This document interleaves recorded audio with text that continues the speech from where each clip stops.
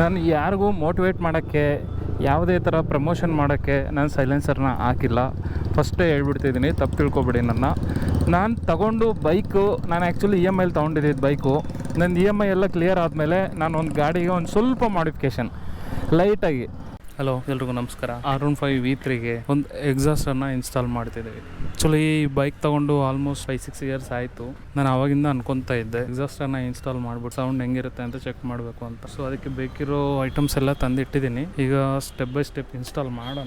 ಇದಕ್ಕೆ centre stand ಬರೋದಿಲ್ಲ. So ಇದು ಮುಂಚೆನೇ ತರಿಸಿದ್ದೆ. ಇದ್ರ ಬಗ್ಗೆ ಒಂದು ವಿಡಿಯೋ ಮಾಡೋಣ ಅಂತ ಅನ್ಕೊಂಡು ಮಾಡಿರಲಿಲ್ಲ. ಇವಾಗ ನಮಗೆ ಇದು ತುಂಬಾ ನೆಸಿಟಿ ಇದೆ. ಯಾಕಂದ್ರೆ ಅದು ಬಿಟ್ರೆ ಬಂದು ಬೆಂಡ್ ಪೈಪು, ಇದು ಮೌತ್ ಕನೆಕ್ಟ್ರು ಡೈರೆಕ್ಟ್ ಈಗ ಸ್ಟಾಕ್ ಏನಿದೆಯೋ ಹಂಗೆ ತೆಗೆದ್ಬಿಟ್ಟು ಇದನ್ನ ಡೈರೆಕ್ಟ್ ನ ಮೌಂಟ್ ಮಾಡಬಹುದು. ಅದಕ್ಕೆ ಏನು ಸ್ಟಾಕ್ ಬೋಲ್ಟ್ಸ್ ಕೊಟ್ಟಿದ್ದಾನೋ ಅದನ್ನೇ ಡೈರೆಕ್ಟ್ ಫಿಟ್ ಮಾಡಬಹುದು.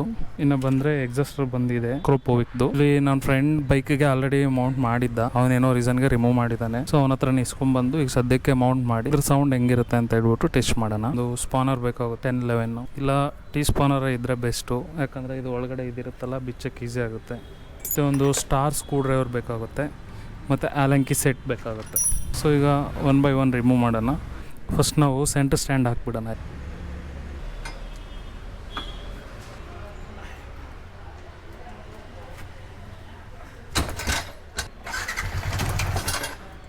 ಇಲ್ಲಿ ಒಂದು 4 ಬೋಲ್ಟ್ಸ್ ಬರುತ್ತೆ. ಇದನ್ನು ರಿಮೂವ್ ಮಾಡಬೇಕು. ಫಸ್ಟು ಇದನ್ನು ರಿಮೂವ್ ಮಾಡಬೇಕು.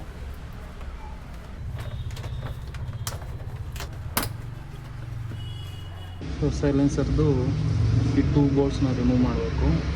ಇದಕ್ಕೆ T ಸ್ಪಾನರ್ ಆದರೆ ಸಾಕಾಗುತ್ತೆ. ಆ್ಯಕ್ಚುಲಿ T ಸ್ಪಾನರೇ ಬೆಸ್ಟು, 12 mm. ಮತ್ತು ಇದು ಸೈಲೆನ್ಸರ್ದು ಈ ಸೆನ್ಸರ್ ಇದೆಯಲ್ಲ, ಇದನ್ನು ರಿಮೂವ್ ಮಾಡಬೇಕು. ಮತ್ತು ಇದಾದಮೇಲೆ ಇದು ಫುಟ್ ರೆಸ್ಟ್ದು ಒಂದು ಕನೆಕ್ಷನ್ ಇರುತ್ತೆ, ಇದೊಂದು ರಿಮೂವ್ ಮಾಡಬೇಕು. ಅದಕ್ಕೆ ಆಲಂಕಿ ಬೇಕಾಗುತ್ತೆ.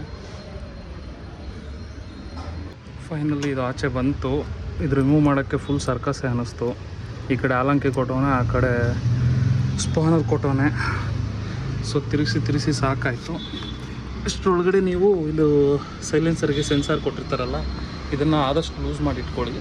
ಇದು ರಿಮೂವ್ ಮಾಡಿ, ಕಂಪ್ಲೀಟ್ ರಿಮೂವ್ ಮಾಡಿ ಕೆಳಗಿಡೋಷ್ಟರಲ್ಲಿ. ಯಾಕಂದರೆ ಅದು ಕಂಪ್ಲೀಟ್ ಕೆಳಗೆ ತೆಗೆದಾಗ ಇದು ತೆಗಿಯೋಕ್ಕೆ ಕಷ್ಟ ಆಗುತ್ತೆ. ಸ್ಮೋಕ್ ಸೆನ್ಸಾರ್ನ ತೆಗೆದಿದ್ದೆ ಒಂದು ಸ್ವಲ್ಪ ಟಫ್ ಅನ್ನಿಸ್ತು. ಇದು ವಯರ್ಸ್ ಏನು ತಿರುಗಿಸಿ ಕಟ್ಟಾಗೋ ಚಾನ್ಸಸ್ ಇರುತ್ತೆ. ಇದು ಸ್ವಲ್ಪ ಹುಷಾರಾಗಿ ತೆಗಿಬೇಕು. ಸೊ ಫೈನಲಿ ನಮ್ಮ ಸ್ಟಾಕ್ ಸೈಲೆನ್ಸರ್ ಆಚೆ ಬಂತು. ಇದನ್ನು ಒಂದು ಸೈಡ್ಗೆ ಇಟ್ಬಿಡೋಣ.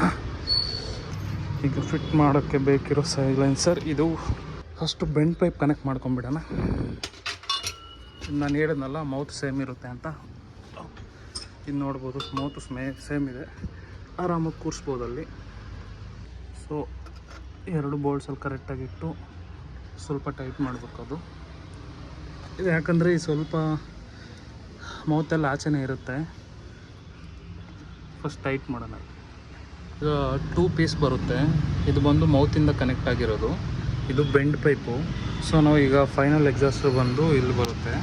ಇದನ್ನು ನಾವು ಈಗ ಮೌಂಟ್ ಮಾಡಬೇಕಂದ್ರೆ ಈಗ ಇಲ್ಲಿಂದ ಮೌತ್ ಕನೆಕ್ಟ್ ಮಾಡಿ ಬೆಂಡ್ ಪೈಪ್ಗೆ, ಇಲ್ಲಿಂದ ಇದು ಸೆಕೆಂಡ್ ಫುಟ್ ರೆಸ್ಟ್ ಇದೆಯಲ್ಲ ಬ್ಯಾಕ್ ಸೀಟಲ್ಲಿ, ಸೊ ಈ ಫುಟ್ ರೆಸ್ಟ್ನ ಬಿಚ್ಚಿಬಿಟ್ಟು ಇದು ಒಂದು ಆಲ್ಟ್ರ್ ಮಾಡಿಸಿದಾರಲ್ಲ, ಅದನ್ನು ಅದಕ್ಕೆ ಮೌಂಟ್ ಮಾಡಬೇಕಾಗುತ್ತೆ ಈಗ. ಸೊ ಫೈನಲಿ ಇನ್ಸ್ಟಾಲೇಷನ್ ಆದಮೇಲೆ ಲುಕ್ ಈ ಥರ ಇರುತ್ತೆ. ಈಗ ಕ್ಯಾಪ್ ಎಲ್ಲ ಕವರಿಂಗ್ ಬರುತ್ತೆ. ಸೊ ಅಷ್ಟು ಈಸಿಯಾಗಿ ಆಚೆ ಏನು ಕಾಣಿಸಲ್ಲ, ಬಟ್ ಈ ಹಿಂದೆ ಇರೋದು ಮಾತ್ರ ಇದು ಎಕ್ಸಾಸ್ಟರ್ ಕಾಣಿಸುತ್ತೆ ನೀಟಾಗಿ ಆಚೆ. ಇದ್ರದ್ದು ಯೂಸ್ ಏನಂತ ಹೋಗ್ತಾ ಹೇಳ್ತೀನಿ. ಇದು ಫಸ್ಟು ಇಲ್ಲಿಂದ ಇನ್ಸ್ಟಾಲ್ ಮಾಡ್ಕೋಬೇಕು. ಇಲ್ಲಿಂದ ಬಿಟ್ಕೊಂಡು ಡೈರೆಕ್ಟು ಇಲ್ಲಿ ಕನೆಕ್ಟ್ ಮಾಡ್ಕೋಬೇಕು. ಇಲ್ಲೊಂದು ಆಪ್ಷನ್ ಇದೆ ಸ್ಪ್ರಿಂಗ್ ಥರ ಕಾಣಿಸ್ತಿದೆಯಲ್ಲ, ಇದು ಕನೆಕ್ಷನ್ ಬಿಡಬೇಕಿದು. ಫೈನಲಿ ಇನ್ಸ್ಟಾಲೇಷನ್ ಆಯಿತು. ಸೊ ಅದೆಲ್ಲ ಕರೆಕ್ಟಾಗಿ ಫಿಟ್ಟಿಂಗ್ ಆಯಿತು. ಇದು ಕೆಳಗಡೆ ಒಂದೇ ಒಂದು ಬಟನ್ ಸಿಗಲಿಲ್ಲ, ಮಿಸ್ ಆಗಿಬಿಡ್ದು. ಅದು ಎಕ್ಸ್ಟ್ರಾ ಬಟನ್ ಅಡ್ಜಸ್ಟ್ ಮಾಡಿ ಈಗ ಹಾಕಬೇಕು. ಇಲ್ಲಿ ನೋಡಿದ್ರೆ ಸ್ಟಾಕ್ ಸೈಲೆನ್ಸರ್ ಇದು. ಸೊ ಇದಕ್ಕೆ ಇಲ್ಲಿ ಬೆಂಡ್ ಪೈಪ್ ಕಟ್ಟಾಗಿ ಬರುತ್ತೆ. ಸೊ ನಮ್ಮ ಸ್ಟಾಕ್ದಾದರೆ ಒರಿಜಿನಲಾಗಿ ಕಂಟಿನ್ಯೂಷನ್ ಇರುತ್ತೆ. ದೊಡ್ಡದಾಗ ನೋಡಿ ಎಷ್ಟು ಸ್ಕ್ರ್ಯಾಚಸ್ ಆಗೈತೆ ಇದಕ್ಕೆ. ಸೊ ಇನ್ಸ್ಟಾಲೇಷನ್ ಆಯಿತು, ಫಿಟ್ಟಾಗಿ ಕೂತಿದೆ. ಬಟ್ ಏನಂದರೆ ಇಲ್ಲಿ ಅಲೈನ್ಮೆಂಟ್ ಸರಿಯಾಗಿ ಬಂದಿಲ್ಲ. ಇದೊಂದು ಅಡ್ಜಸ್ಟ್ಮೆಂಟ್ ಮಾಡಿ ಈಗ ನಮ್ಮ ವಾಹನವನ್ನು ಚಾಲಾಯಿಸೋಣ. ಆ್ಯಕ್ಚುಲಿ ಇದು ನನ್ನ ತುಂಬ ದಿನದ ಆಸೆ, ಬಟ್ ಯಾರು ಟ್ರೈ ಮಾಡೋಕ್ಕೆ ಹೋಗಬೇಡಿ. ಕಾನೂನಿಗೆ ವಿರುದ್ಧ ನಾವು ಮಾಡ್ತಿರೋದು.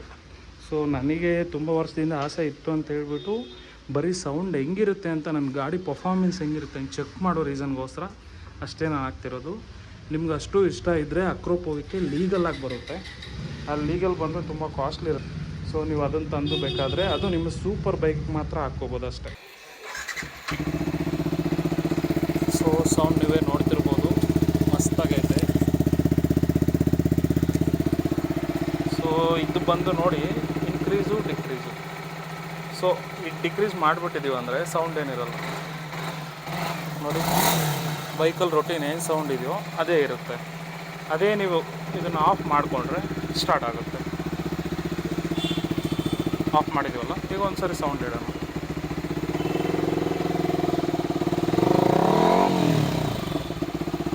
ಇದು ಏರಿಯಾ ಸರಿ ಇಲ್ಲ, ಹೊಡಿತಾರೆ. ಸೊ ನಾನು ಯಾರಿಗೂ ಪ್ರಮೋಷನ್ ಮಾಡ್ತಾ ಇಲ್ಲ, ಪ್ಲಸ್ ಯಾರಿಗೂ ನಾನು ಮೋಟಿವೇಟು ಮಾಡ್ತಿಲ್ಲ ನಾನು ನೋಡಿಬಿಟ್ಟು ವೀಡಿಯೋ ಮಾಡಿ ಅಂತೇಳಿ. ಜಸ್ಟ್ ನನ್ನದೊಂದು ಆಸೆ ಇತ್ತು, ನನ್ನ ಬೈಕ್ದು EMI ಎಲ್ಲ ಕ್ಲಿಯರ್ ಆದಮೇಲೆ ಒಂದು ಚಿಕ್ಕದಾಗಿ ಒಂದು ಸೈಲೆನ್ಸರ್ ಹಾಕ್ಬಿಟ್ಟು ಆ ಸೌಂಡ್ ಔಟ್ಪುಟ್ ಹೆಂಗಿರುತ್ತೆ ಅಂತ ಹೇಳ್ಬಿಟ್ಟು ಒಂದು ರೆಕಾರ್ಡ್ ಮಾಡಬೇಕಂತ ಅಂದ್ಕೊಂಡಿದ್ದೆ. ಸೊ ಇದನ್ನು ನಾವೇನು ಲಾಂಗ್ ಲಾಸ್ಟಿಂಗ್ ಆಗಿ ಇಡಲ್ಲ, ಇನ್ನೊಂದು 2-3 ಡೇಸ್ ಓಡಾಡಿಬಿಟ್ಟು ರಿಮೂವ್ ಮಾಡಿಬಿಡ್ತೀನಿ. ಸ್ಟಾಕ್ ಏನಿದೆಯೋ ಅದನ್ನು ಇನ್ಸ್ಟಾಲ್ ಮಾಡಿಬಿಡ್ತೀನಿ. Thanks for watching my video. ಈ ಸಜೆಷನ್ ಚೆನ್ನಾಗಿದೆ, ಬಟ್ ಆದರೂ ನೀವು ಹೊರಗಡೆ ಹೋಗಿದ್ದೀರಾ ಅಂದರೆ ಪೊಲೀಸವ್ರು ನೋಡಿದ ತಕ್ಷಣ ಗೊತ್ತಾಗ್ಬಿಡುತ್ತೆ ಇದು ಪಕ್ಕಾ ಮಾಡಿಫಿಕೇಷನ್ ಅಂದರೆ ಸ್ಟಾಕ್ ಅಲ್ಲ ಸೈಲೆನ್ಸರ್ ಅಂತ ಹೇಳ್ಬಿಟ್ಟು. ಸೊ ಕಿತ್ತು ಬಿಸಾಕ್ಬಿಡ್ತಾರೆ, ಪ್ಲಸ್ ಫೈನ್ ಅಂತೂ ಹಾಕೋದು ಫಿಕ್ಸು. ಸೊ ಇಲ್ಲೀಗಲ್ ಆಗುತ್ತೆ. ನೀವು ಇಲ್ಲೀಗಲ್ನ ಸಪೋರ್ಟ್ ಮಾಡಬೇಡಿ, ನಾನು ತೆಗಿತಿದ್ದೀನಿ. ಸೊ ನಿಮ್ಮ ಇಷ್ಟ ಇದ್ದರೆ ಇಟ್ಕೊಳ್ಳಿ. ಸಾರಿ ಪೊಲೀಸವ್ರು ಸಿಕ್ಕಾಗೆಲ್ಲ 5,000 ಸಾವಿರ ಫೈನ ಕಟ್ಟೋದಕ್ಕೆ ರೆಡಿ ಇದ್ದರೆ ಕಟ್ಕೊಳ್ಳಿ. ಧನ್ಯವಾದಗಳು. ಇಷ್ಟೊತ್ತು ನಾನು ವೀಡಿಯೋ ನೋಡಿದ್ದಕ್ಕೆ ತುಂಬ ಧನ್ಯವಾದಗಳು. ಬರ್ತೀನಿ, ಸಿಗೋಣ ನೆಕ್ಸ್ಟ್ ವೀಡಿಯೋದಲ್ಲಿ.